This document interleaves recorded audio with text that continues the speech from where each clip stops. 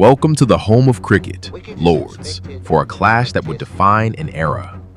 It's 1948, and the Australian Invincibles are in town.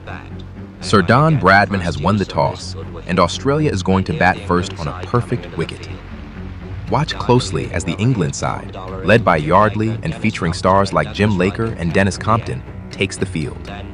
Out from the pavilion come Barnes and Morris, with Arthur Morris easily identified by his signature cap. Look at the packed stands at Lord's. Over 30,000 fans are here. Post-war England was hungry for sport, and seeing Bradman's last tour was a once-in-a-lifetime event. Betzer again. Pulls again to Barnes and again beats him outside the off stump. And the first over is a quiet one, a maiden.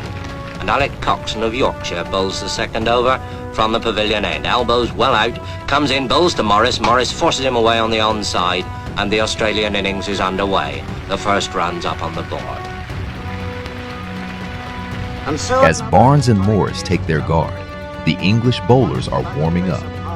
This wasn't just a match, it was a battle of nerves. The pitch is rock hard, favoring the batsmen early on.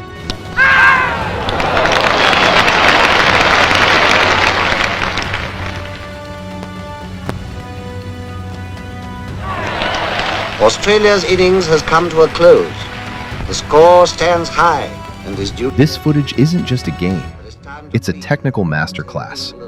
We see expert demonstrations of the leg break and the off break, showing exactly how the fingers must grip the seam. But England's batsmen have a bigger problem. Ray Lindwall is bowling at full speed. Despite a solid effort from Hutton, now there's the spinning finger, the third one, see, cuddled close against the seam. It comes up. Now this is the perfect leg break. Watch where it pitches.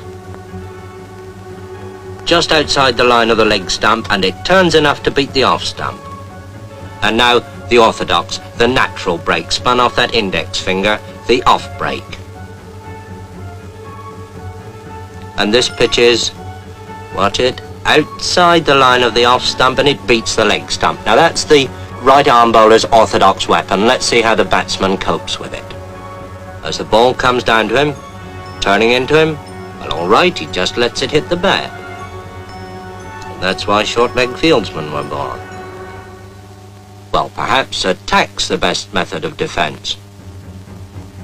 Down comes that off-break again, and the batsman hooks it hard and high over those short-leg fieldsmen, but not over deep square leg. There is a way of doing it, of course. Over the ball as it moves into you, and push it away along the ground as Edrich does this ball from Lindwall, playing it to Barnes. When England earned 27 for 1, which is nothing for Englishmen to be very happy about, and Ray Lindwall is bowling at full speed to Hutton. That ball's well up to him, and he pushes it away past mid-off for a comfortable 2. Bradman moves round those hungry Australian slip fieldsmen, and Lindwall, in one of the finest spells of fast bowling seen in England since Larwood, bowls again. This time to Edrich, and Edrich pushes him away out into the covers, quite safely.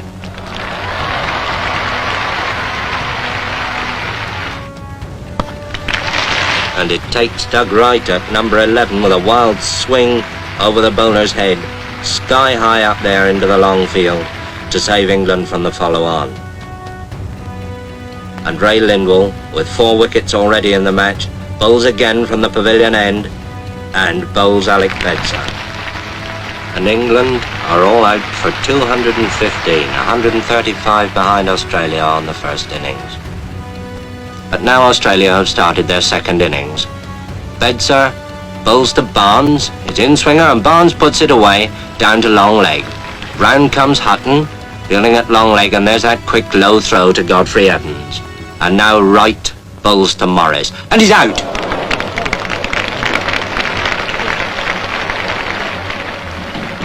When a wicket falls or a hit is made, those behind the scenes spring into action. What they record will go speeding over land and ocean. When a batsman strikes, the whole world outside will want to know the score. And when they know it, they'll cast an envious thought to those who sat at Lord's. In the second innings, Sid Barnes steals the show with a magnificent 141 before being caught by Washbrook. And then, the 431 in front, and now here comes Lindsay Hassett, the vice-captain, to face up to Norman Yardley. I suppose waiting for the earlier batsman, he's had his pads on for best part of 4 hours. Well, he needn't keep them on any longer.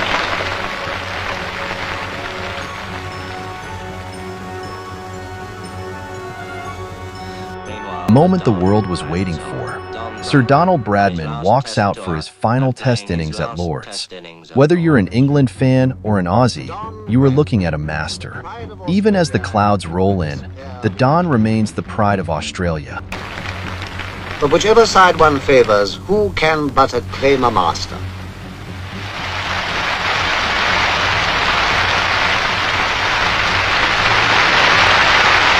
Bradman, whose name now joins the golden pageant, will rain stop play. Anxious eyes survey the wicket. Willing hands turn too. But fate is kind and the battle is renewed. All through a cloudy afternoon they struggle on.